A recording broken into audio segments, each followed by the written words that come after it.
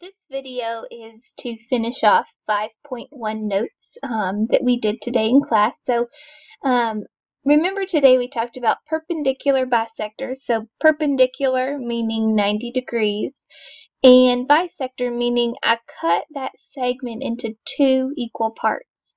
So we're going to continue on with perpendicular bisector, but also just as a reminder, we talked about the angle bisector. Kind of like its name says, I'm looking at an angle and I'm bisecting it. So I'm making two congruent angles on both sides. So one of our vocabulary term was called the incenter. And remember, the incenter was the point of concurrency of our angle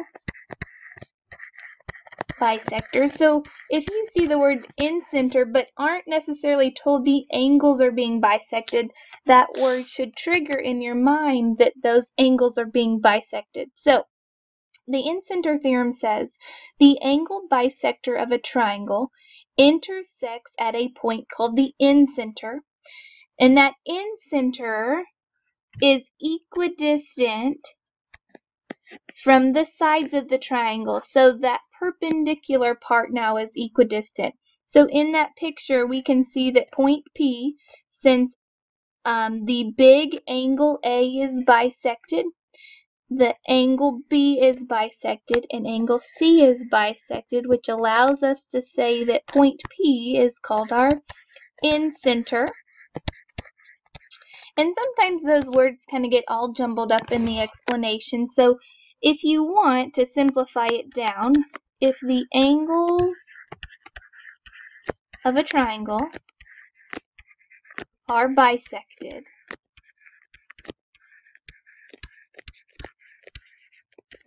then, and I'm going to put in quotation marks just because this isn't technical, but I think it makes a little bit more sense. The perpendicular parts are congruent. So because we know it's the incenter, and because we know that those angles are being bisected, now we can say that PD is equal to PF, which is equal to PE. So the incenter perpendicular to the side of each side of the triangle is going to be equal. All right, so let's put that into a couple problems. The first one says we need to find ST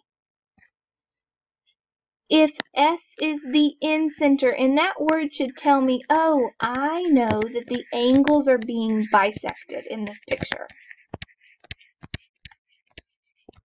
So I know that those two parts are congruent, that part of the angle, and that one is congruent, and then over here is also congruent. All right, so because I know that S is the incenter, I also know that S, which is the point of concurrency, is equidistant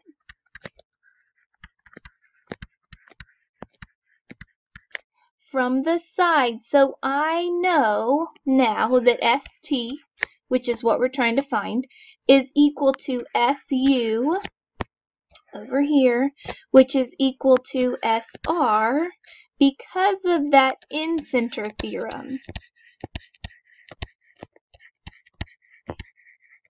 Now we can ask ourselves, okay, I know the distance is perpendicular, and I also know maybe I can find a right angle in a right triangle. So you ask yourself, what can I use to solve for a side of a right triangle? And remember, I can solve for the side by using the Pythagorean theorem.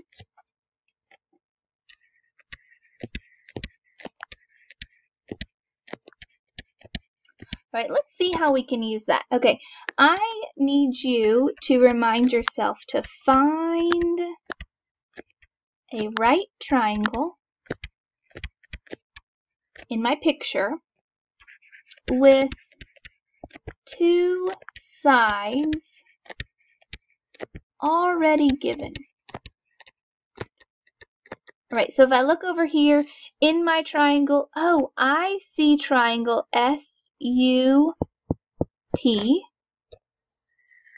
that has two sides already given. So triangle SUP, if I take that triangle out to the side, I see that it's a right triangle, and I'm going to label SU with my right angle P, and I'm just going to give its lengths down here also, kind of separating it from that big triangle.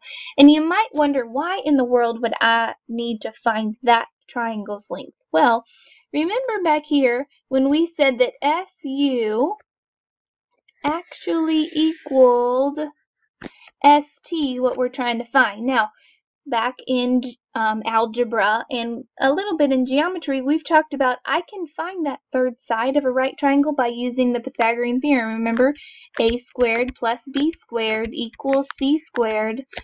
I can use that to find SU, which also gives me ST. So I'm going to say SU squared plus 8 squared equals 10 squared.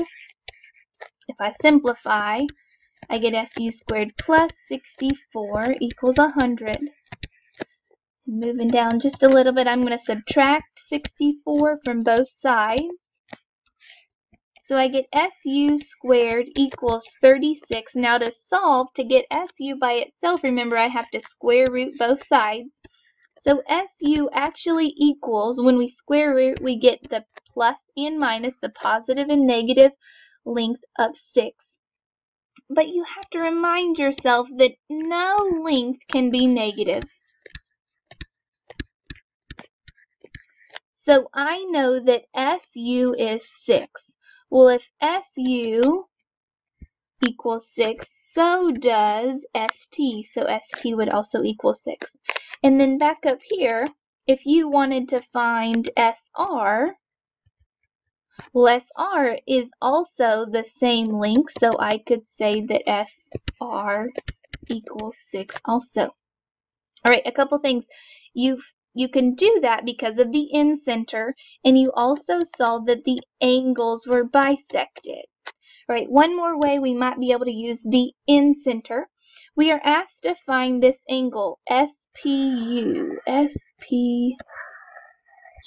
and we are given that S is the incenter, reminding us that we are dealing with angle bisectors here. Bisecting that angle, making two congruent parts. Since S is the incenter of our triangle, we know, looking at MS, that it is also the angle bisector because it meets at that point S of angle M, or of angle RMT. So if one side is 31, I also know this side is 31, which makes, let's scratch that out, which makes the measure of angle RMT to equal 62 degrees, 31 plus 31. Then I can come up here and I can say, oh, TNU, well, part of it is 26. If the other part is, or 28, if the other part is 28, then that whole angle is 56. So I'm still on track to find this small angle right here, but I know that all three of those angles add up to be 180 because of the triangle sum theorem. We remember that. So I can say the measure of angle, and I'm going to actually use this entire angle, not just part of it, UPR plus the measure of angle RMT plus the measure of angle TNU, all of our angles which make up that triangle, I'm going to add them together. So I'm going to substitute the angles that I do know. I know RMT is 62. I know TNU is 56, add up to 180. So I get, again, this whole angle to be 62 degrees. Well, I do know in my picture, let's choose a color we haven't used, I do know that SP bisects that whole angle. So if it bisects, I make two congruent parts, so I know that the part that I need half of that is 31 degrees. All right, so that is kind of rounding out our angle bisectors and the incenter. Remember that that incenter is a very, very important word because it can tell you a lot of information. All right, the other vocabulary word we also learned today was circumcenter. And just as a reminder, that is the point of concurrency of our perpendicular bisectors. Remember, perpendicular bisectors are actually bisecting the sides of our triangle, not necessarily our angles. So, our circumcenter theorem says the perpendicular bisector of a triangle intersects at a point called the circumcenter. So that circumcenter is that point P. Notice that D is the midpoint of AB, E is the midpoint of AC, F is the midpoint of BC.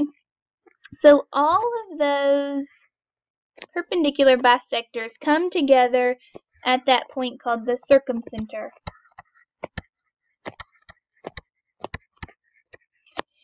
All right, and that circumcenter, kind of like the incenter, is going to tell us a little bit about this figure. And in our own words, if the sides of our triangle are bisected, so if we have those perpendicular bisectors, then what is congruent? Which parts are congruent? So, kind of like the angle bisectors, the perpendicular part was congruent. So now, the part going to the angles will be congruent. So, notice that from point P, the incenter, going to the angle, so PA is equal to, from my circumcenter going to my angle, PC, from my circumcenter going to my angle, PB. Those will all be congruent. So a couple of things about the circumcenter that we need to make sure we remember. The first one is kind of relating it back to the incenter, noting that I do have right triangles in my triangle, and I can actually use those right triangles, and note that now my hypotenuse of each of those triangles is actually what is congruent now when I talk about the circumcenter. So that's one thing we need to make sure we remember. Also, remember when we talked about how do I find the perpendicular bisectors of a triangle? I'm first going to look for my midpoint of each side, and then I'm going to use my ruler to find those perpendicular bisectors to create it. Now, this particular example asks, we have a triangle-shaped garden, and can the fountain be placed at the circumcenter and still be inside the garden? So I would like you to stop this video and try to find the midpoint of each segment, draw your perpendicular bisectors with a ruler, and see if that circumcenter, all of those perpendicular segments, intersect inside, outside, or on the triangle.